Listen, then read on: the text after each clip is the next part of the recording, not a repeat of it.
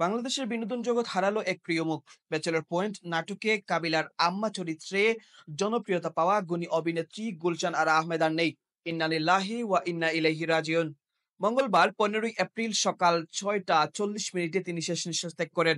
জনপ্রিয় নির্মাতা কাজল আরিফিন অমি এক আবেগঘন ফেসবুক পোস্টে এই দুঃসংবাদটি সবাইকে জানান।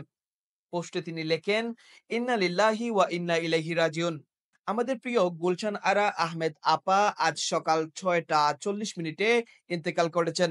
ব্যাচেলর পয়েন্টে তিনি কাবিলার আম্মা এবং নোয়াখালীর চেয়ারম্যান চরিত্রে অভিনয় করে দর্শকদের মনে বিশেষ জায়গা করে নিয়েছিলেন। আপনাকে আমরা মিস করব আপা। আল্লাহ উনাকে জান্নাতুল ফেরদৌস দান করুক, সমস্ত গুনাহ মাফ করে দিন। আমিন। ২০০২ সালে বাংলাদেশের টেলিভিশনের তালিকাভুক্ত শিল্পী হিসেবে গুলশান আরার নাট্য জগতে পথ চলা শুরু হয়। নিজের সহজাত অভিনয় দক্ষতা আর আন্তরিকতায় অল্প সময়ে তিনি দর্শকপ্রিয় হয়ে ওঠেন।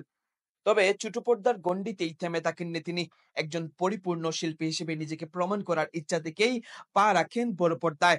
তার প্রথম চলচ্চিত্র ছিল প্রয়াত নির্মাতা এনায়েত করিম পরিচালিত কদম আলী মাস্তান। সেই থেকেই ধীরে ধীরে তিনি হয়ে ওঠেন চলচ্চিত্র ও টিভি নাটকের এক পরিচিত মুখ।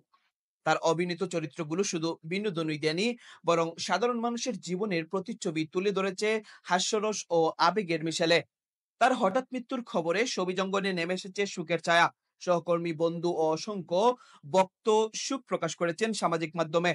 একজন মমতাময়ী মা, হাস্যরসাত্মক চরিত্রে প্রাণবন্ত উপস্থাপনা আর বাস্তব জীবনের সৌন্দর্য তুলে ধরার জন্য গুলশান আরা আহমেদ চিরস্মরণীয় হয়ে থাকবেন।